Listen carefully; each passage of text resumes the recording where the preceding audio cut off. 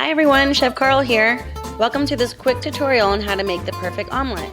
So today I'll show you the basics of cooking an omelet, I'll share tips for success, and I'll demonstrate how to customize it with your favorite fillings, such as cheese, any type of vegetables, meat, and more. Alright, so let's get started.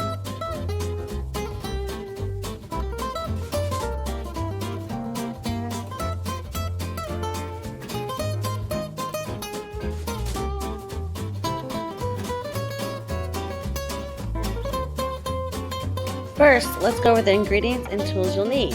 So for this omelet, we'll use 2 large eggs, a tablespoon of butter, a pinch of salt, and shredded cheese as our main filling. You could also use other fillings like diced vegetables, cooked meats, or fresh herbs. Here's a variety of options to inspire you. As for tools, you'll need a non-stick frying pan, a whisk or fork, a spatula, a mixing bowl, and a plate for serving.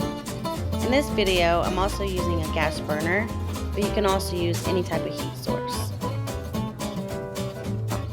Now let's prepare the eggs. So you'll crack 2 eggs into a mixing bowl, you'll add some salt, and whisk them together. Now, whisking is the key. It incorporates air, which makes the omelet light and fluffy. So you want to keep mixing and adding in that air until you have no streaks in there. So a tip is whisk until you see no streaks of yolk or white. Next, you're going to preheat your pan over medium-low heat, and you're going to add about a tablespoon of butter.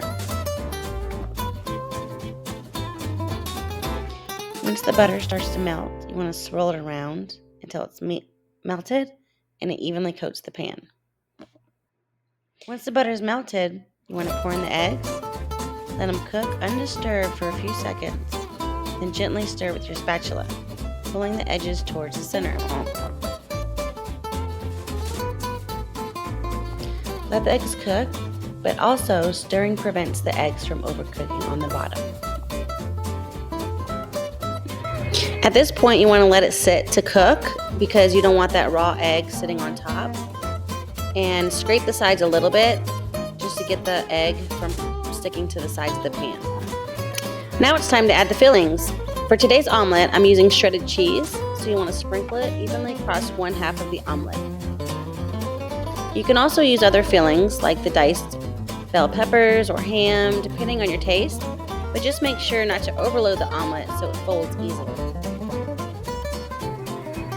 Now once the cheese starts to melt, you want to carefully fold the omelet in half using your spatula, so make sure you get your spatula completely under the one side of your omelet, and let it cook for a few more seconds after you flip it to ensure the cheese is melted and the eggs are fully set.